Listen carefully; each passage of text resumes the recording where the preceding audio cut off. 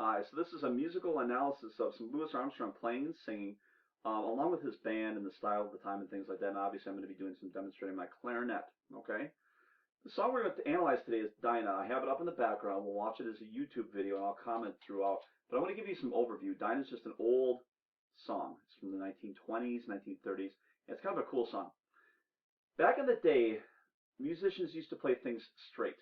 Let me give you an example. Here's a song you all know.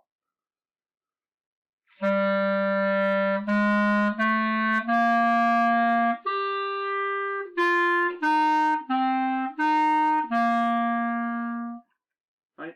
You all recognize that.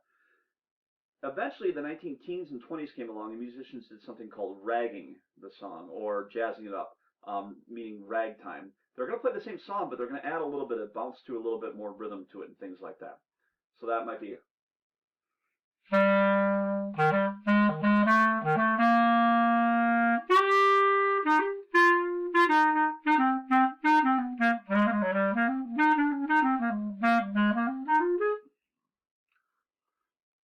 eventually musicians just did something where they got rid of the melody completely and just played their own version of the melody. They played the chord changes to that melody. So instead of go, you, mon, ho, re, da, da, da, da, da, with a jazzy rhythm, I'm going to play the same chords, but I'm going to add my own solo.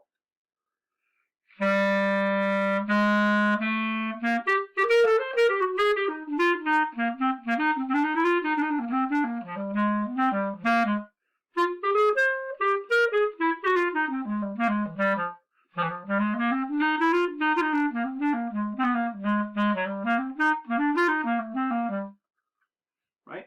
Some jazzy kind of stuff there. It turned out better than I thought. So the song we're going to listen to is called Dinah, and I'm going to do the same kind of demonstration with all of those things I just did. The melody for Dinah is old, it's kind of corny, and you're going to hear the saxophone player in the background of this recording of Louis Armstrong play it in the old corny way. Here's the song.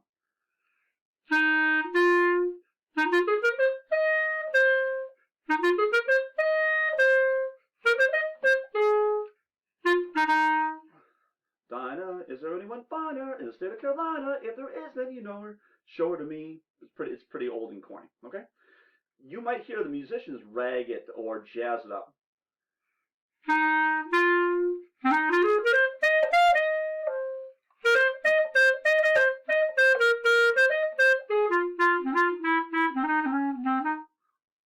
You know, that wasn't my best, but you get the idea. Dinah,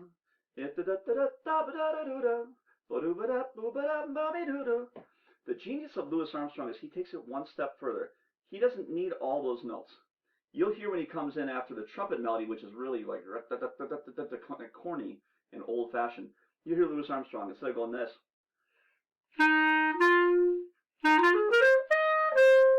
he doesn't do any of that. He's so cool, he literally does two notes. Dinah, is there anyone finer? He goes, Dinah, is there anyone finer? He just plays two notes. He goes.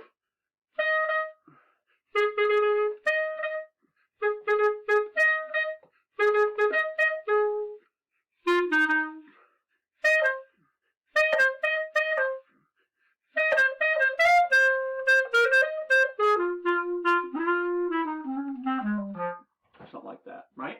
So he does all this thing where he takes the melody. Not only does he take it into ragtime and jazz it up, he boils it down completely into two different notes. All right? Listen for that trumpet, listen for him playing, and listen for the vocal afterwards. Let's take a look at this.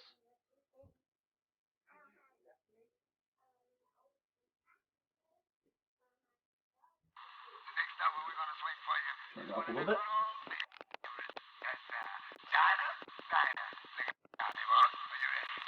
Here's the melody.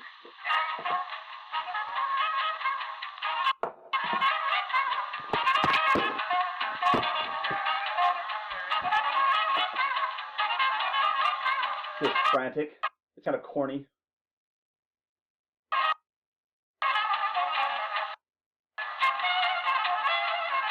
You see Louis Armstrong's kind of almost making fun of. Look at his dancing. He's kind of mocking them. Listen to his vocal now. Two notes. Rocks over, steps over.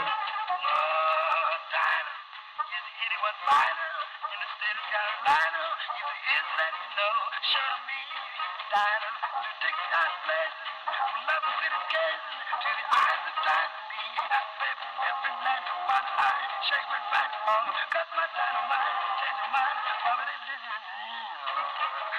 Now here he doesn't even use the lyrics anymore. He just says notes and words.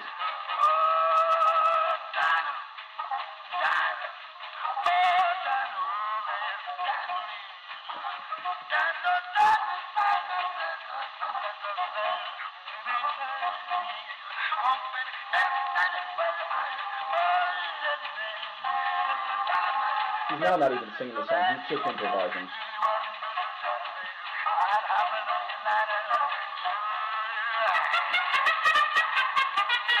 Now, one other thing I want to show you with this recording as well. You're going to hear two different solos. You're going to hear Louis Armstrong's trumpet solo, and you're going to hear the trumpet solo by Dorner Randolph, the guy who comes before him, okay? Usually in a song like this, they would play a lot of notes, and you try to play, yeah, it's a pretty fast song, you see you play a lot of notes. Dorner Randolph is playing really staccato.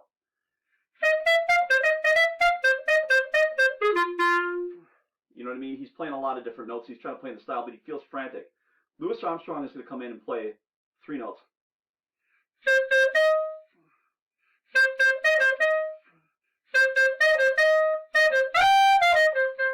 Something like that. So you're going to hear it. It's a very stark contrast between the really fast and kind of rushed and ragged Dorner Randolph trumpet solo, and you're going to hear Louis Armstrong just play a couple different notes. He can do that for two reasons. One is he just sounds cool and he's really relaxed. He can play fast, but he's so cool he doesn't need to. And number two, he decides to stop playing really fast stuff because he wants to play cool. But at the end, instead of doing that to be impressive, he just starts playing really high notes. You'll hear at a certain point he just starts showing off with how high he can play. This is really revolutionary for the 1930s. Let's take a listen.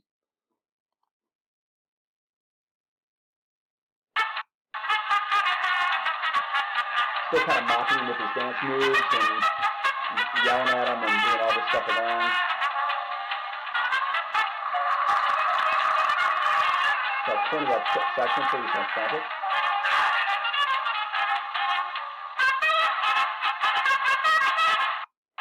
I hate to do this, but let me go back. Watch how that abrupt change in his face when he goes from being silly with the other musicians to completely serious on his own. He's a real musician here. And watch his face as he gets ready.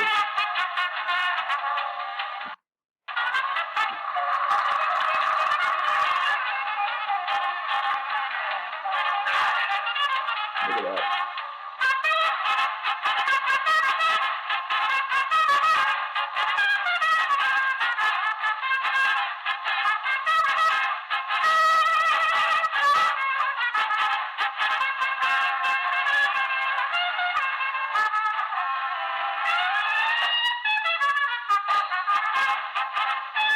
Now he's just showing off with how high he can play all the time and how it's loud.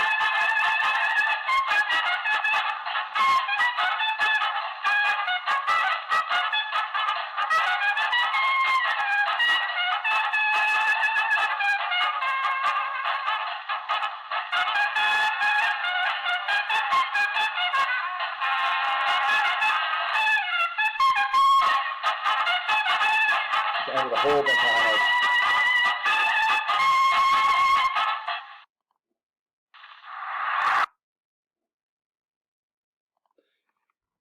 It's my all-time favorite Louis Armstrong video, I think for a number of reasons. One, he just looks cool.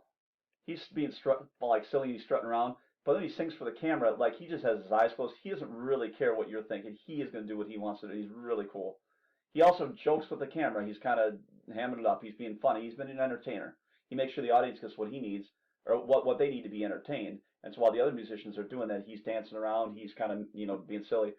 But when it comes down to it, he's first and foremost a musician. And you can see that abrupt change in his face where all of a sudden he just puts together a really killer solo. And that's what matters. It's not entertainment. It's not about being great for the audience. It's about playing trumpet better than anybody else on the planet. So it's a really cool video. Here's what I want you to do as a response to this video.